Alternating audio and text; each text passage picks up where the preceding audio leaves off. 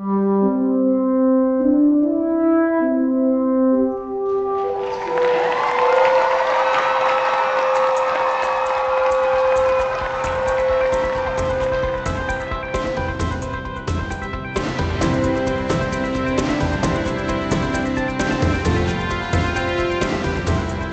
started out after school in the Navy because they paid my way through Northwestern. So as a very poor student, I was able to go to a nice private university and get a degree in electrical engineering. There I went to Litton Industries and I was working on the A6A, which was called the computer plane.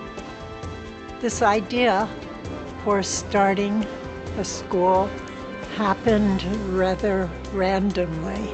Hank and I were newly married. Hank saw an ad in one of the newspapers from New York City. Saw an ad for a computer school director.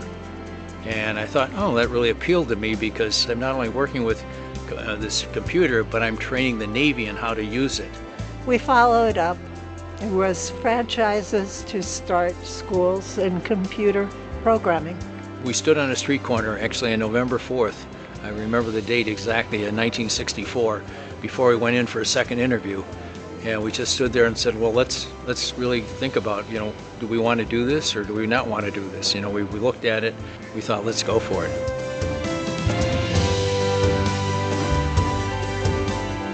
Very early, our institution was founded as one location of a bigger system called ECPI. Electronic Computer Programming Institute. They offered quite a few franchises and they sold them. At that time they were quite successful. When we first realized it was a franchise, we thought, well, let's see if we can buy Long Island, because that's where we are. And Long Island had been sold, and so we had to work our way west.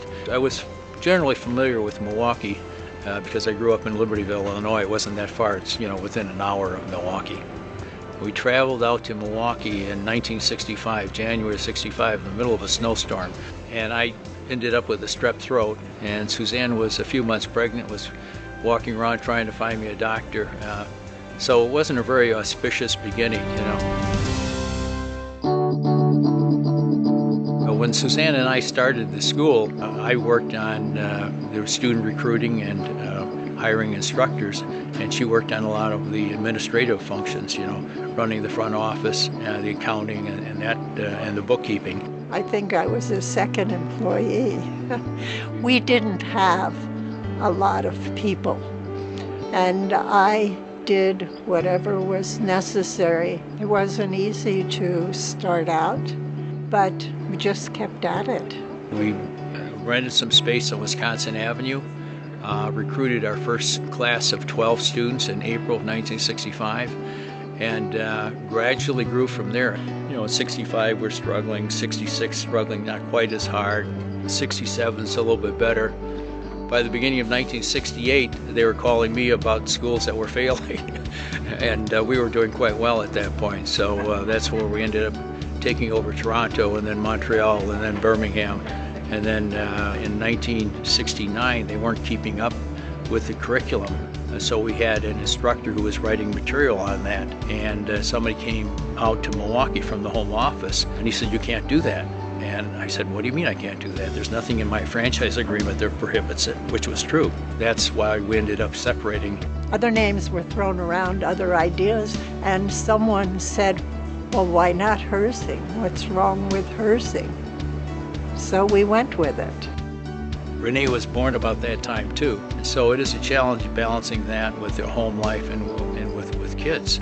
And to make it even more complicated, I guess I could identify with the students, because both my wife and I went to school. She went to library school to get a master's degree, and I went on for an MBA, doing homework in a hotel room and whatever, or after the kids went to bed, as well as having a full-time job operating the schools at that time.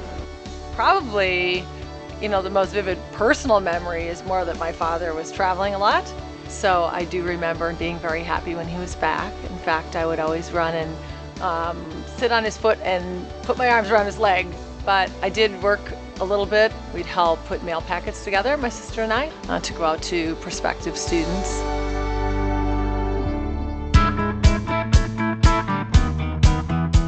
Looking back on the 50 years, it's been this evolution from literally a startup with a few students in one classroom to adding more discipline areas, going from what was technology to adding business and healthcare and public safety and design. We started with diploma programs, then associate programs, then bachelor programs.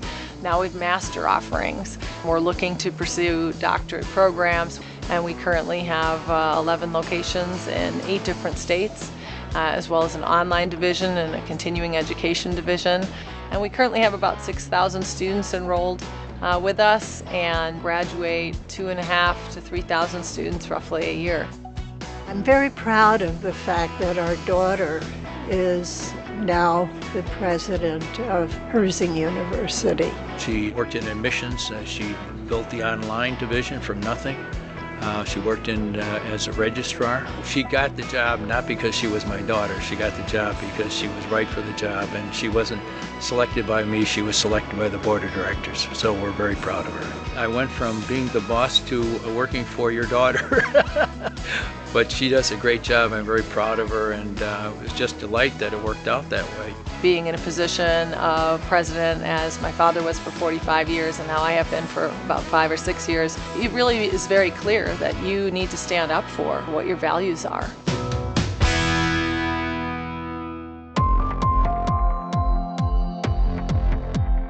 "50 years is the number that I have a hard time believing. It's amazing how quickly time has passed. They've been good years." It's been a great story and a great journey of how something that 2 people started with a group of students can turn into something that will have everlasting impact. I really love what we do, and I love the role that we play, because I can go to graduations, and I can see how we've changed people's lives. And you often hear of people coming up and maybe saying, well, thanks for the great education. But when they come up and say, thanks for starting the school, it's pretty special.